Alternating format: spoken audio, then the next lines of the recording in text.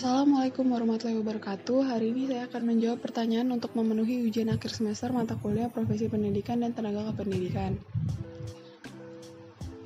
Pertanyaan pertama, apa yang akan saya lakukan sebagai guru seni budaya di masa pandemi ini?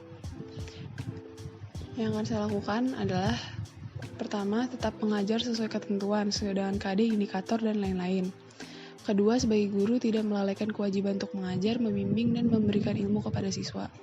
Ketiga, memberikan pekerjaan rumah yang sesuai kondisi namun tetap memenuhi standar dan kreatif. Keempat, mempelajari teknologi lebih baik sehingga dapat menggunakan media pembelajaran yang sesuai dengan kondisi saat ini.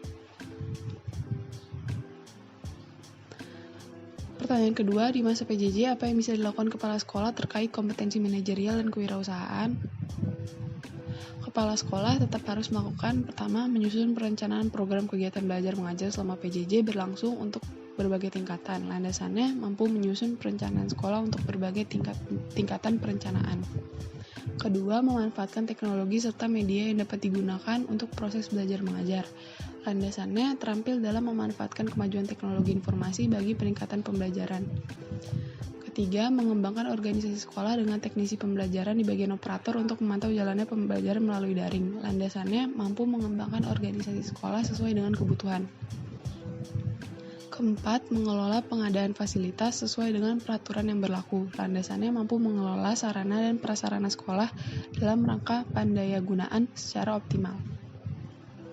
Pertanyaan ketiga, struktur jabatan yang ada di sekolah jika terdapat profesi kepala sekolah, penjaga sekolah, guru, tenaga administrasi, petugas kebersihan, supir sekolah, dan psikolog. Dapat dilihat pada bagian tersebut, bagian struktur jabatan, kepala sekolah mengkomando semua staf sekolah. Dapat dilihat bahwa kepala sekolah memberikan perintah untuk unit di bawahnya mengalir dari atas sampai unit terbawah.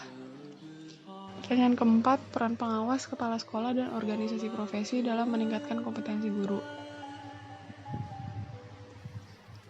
Peran pengawas yang profesional tentunya harus memiliki kemampuan yang baik sehingga dalam menjalankan tugas dan tanggung jawabnya dalam proses kepengawasan dapat maksimal, baik ketika melakukan pembinaan dan pengawasan dalam bidang akademik maupun manajerial.